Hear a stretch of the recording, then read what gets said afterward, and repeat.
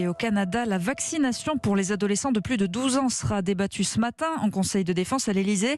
L'Agence européenne du médicament s'est déjà prononcée pour. La haute autorité de santé rendra elle son avis tout à l'heure. Mais déjà, Victor Delande, de nombreux professionnels de santé plaident pour l'immunisation des collégiens et des lycéens. Oui, ces experts s'appuient sur une étude menée par le laboratoire Pfizer qui démontre une efficacité vaccinale de 100% chez les patients de 12 à 15 ans.